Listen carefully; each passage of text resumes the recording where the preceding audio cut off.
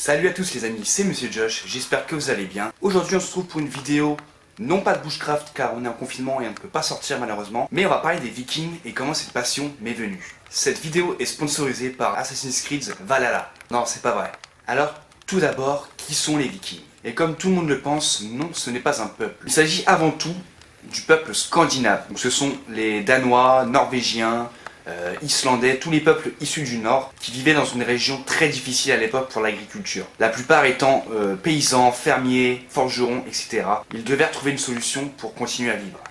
Et c'est alors qu'ils ont commencé à faire des raids pour découvrir d'autres terres, piller les richesses et survivre. Et les personnes qui ont embarqué sur les bateaux sont devenues les Vikings, autrement les pirates. Voilà, les Vikings sont en fait des sortes de pirates aventuriers. Tout simplement. Contrairement à ce que l'on pense, les Vikings n'ont pas de casque à cornes, ce ne sont pas des gros barbares écervelés, assoiffés de sang. Tout ça, c'est faux. Et c'est ce que j'ai cru aussi pendant très longtemps, à cause de Astérix et Obélix et les Vikings. Et concernant la mythologie nordique, j'ai très longtemps cru que Odin était un dieu grec oublié et méchant. Et ça, c'est en partie à cause des Chevaliers de Zodiac. Seigneur Odin, accepte mon offrande, que le sang de mon ennemi apaise ta soif. Un manga que j'ai regardé il y a très longtemps. Donc, comment cette passion m'est venue? Tout simplement, c'est grâce à des jeux vidéo, à la littérature, à des films, des séries, comme un peu tout le monde en fait. Et tout a commencé avec le jeu The Elder Scrolls Skyrim. Nous sommes plongés dans un univers médiéval fantastique. Nous explorons les contrées de bord de ciel.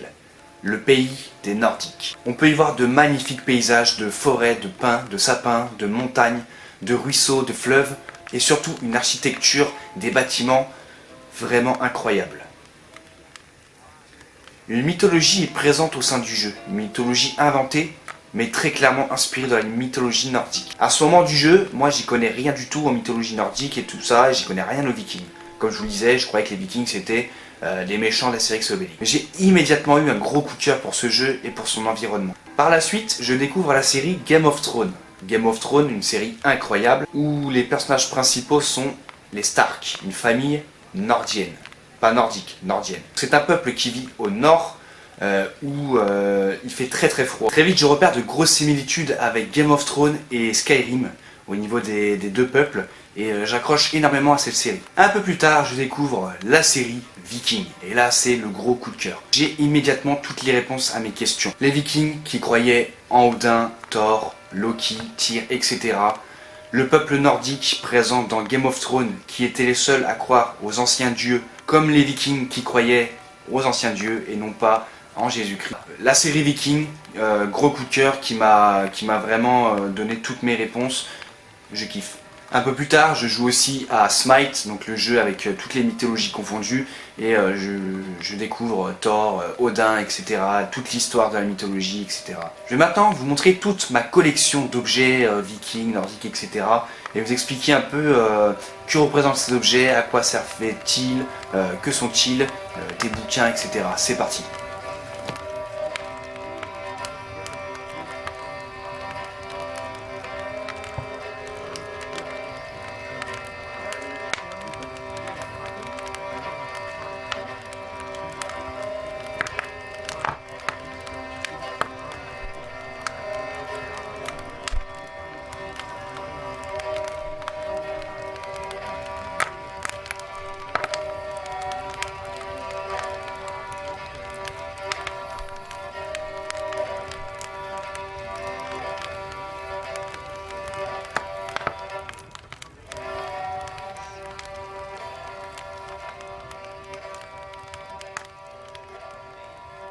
Donc là, on est dans ma chambre, donc du côté de mon lit, où en fait j'ai tout un coin où j'entrepose tous mes objets de la mythologie nordique, viking, etc. Le premier objet que je me suis offert il y a très longtemps de ça, c'était ce magnifique casque viking que vous pouvez voir là. C'est un authentique casque à lunettes viking que je me suis payé à l'époque parce que j'étais, voilà, je kiffais de ouf, j'étais à fond dedans. Et je m'étais offert avec ça, donc la chemise que vous voyez que je porte souvent sur mes vidéos bushcraft. Parce que j'avais prévu en fait de me faire un costume viking pour un Halloween au travail. Donc ça c'est vraiment la première pièce que je possède et je l'aime beaucoup. Alors c'est un casque à lunettes viking, sachez que ces casques étaient très peu répandus, seuls les grands rois, les jarls et les seigneurs en possédaient, et encore c'était très très cher. Le prix de l'acier était vraiment très cher, les épées aussi d'ailleurs, les épées vikings, seuls les rois en possédaient. La plupart du temps les vikings utilisaient des haches pour fendre du bois, ou la traditionnelle lance. Tout ce qui possédait très peu d'acier en fait. Pour continuer donc sur les secteurs des armes, j'ai également 2 boucliers, hop, ici et là. Donc ces boucliers en fait c'est moi qui les ai construits là durant le confinement, parce que j'avais que ça à foutre. J'avais un vieux dérouleur de câbles en fait qui traînait. Je me suis permis, hop, on va vous montrer. J'ai coupé les deux et en fait j'ai fait, j'ai acheté des petits bols pour faire un boc. Derrière, donc on a la manipule, la poignée pour manipuler le bouclier. Voilà. Donc voilà, petit bouclier traditionnel viking que j'ai pas décoré, j'ai laissé comme ça parce que j'aime beaucoup. Les armes principales des vikings, comme je le disais, c'était la lance et le bouclier, ainsi que la hache danoise que tout le monde connaît très bien. Et voilà, j'ai cette superbe corne que vous avez pu voir plusieurs fois dans mes vidéos où je bois de la bière. C'est les vikings qui... Enfin, la plupart du temps, les vikings buvaient dans ces cornes. J'ai plein de figurines de Thor, donc dans le film Marvel, les Thor. On a le petit Ragnar Lothbrok de la série Viking. Très très rare cette figurine. On a également cette superbe sculpture, ou je ne saurais pas trop, c'est la pyrographie, représentant le loup Fenrir, donc dans la mythologie nordique. C'est le fils de Loki qui est responsable du Ragnarok. Donc voilà, je l'aime beaucoup, c'est un cadeau. Et elle est super belle. Je vais rapidement faire un tour sur la pop culture. Donc avec, dans un premier temps, le jeu mythique et mythologique Skyrim, donc le jeu que je vous parlais. Je le possède toujours parce que pour moi c'est le meilleur jeu du monde. On a également toutes les saisons de Vikings, donc de la 1 à l'avant-dernière. On attend toujours les 2 dernières. On a des films de Vikings, voilà. Bon, c'est pas les meilleurs. Sachez que des bons films vikings, il en existe très peu. Peut-être celui-là. Celui-là qui est un des meilleurs. Voilà. On a le fameux God of War, que j'y ai très peu joué, parce que bon, c'était pas ma cam. On a un début de collection de la série RBA, Mythologie Nordique, qui est sortie il y a très peu de temps, qui continue de sortir. Mais avec le confinement, c'est compliqué de se les procurer. Donc là, on a le tome 2, je crois, de Odin. Voilà, les livres sont magnifiques, ils racontent une histoire précise sur un dieu, voilà. On a les Odin, Loki, Thor, Freya, Ragnarok, etc. Voilà. On a ici ma Bible personnelle, donc la légende de la mythologie nordique, un cadeau que ma femme m'avait offert. Et c'est grâce à ce livre que j'ai pu comprendre les histoires, vraiment. J'ai dû le lire 2 fois depuis. Donc voilà, si vous voulez vous renseigner, procurez-vous ce livre, il est vraiment génial. Après on a le gros bouquin, le Crépuscule de l'Aube, qui est sorti il n'y a pas très longtemps, qui a été top 1 des ventes, de Ken Follett. Vraiment pas mal. Bon, ça parle pas réellement des Vikings, ça parle de l'Angleterre qui a été envahie donc par les Vikings avec un héros anglais, mais vraiment très bien écrit. Procurez-vous si vous êtes intéressé. On a également un autre petit cadeau qui m'avait été offert mon Noël dernier, l'oracle viking, qui va me permettre d'introduire la suite de la vidéo. Qu'est-ce que c'est? On a un petit bouquin à l'intérieur, voilà, qui va nous expliquer en fait les runes nordiques. Les runes nordiques, c'est ces petits signes très connus que vous avez tous vus au moins une fois dans les films, notamment celui-là, voilà.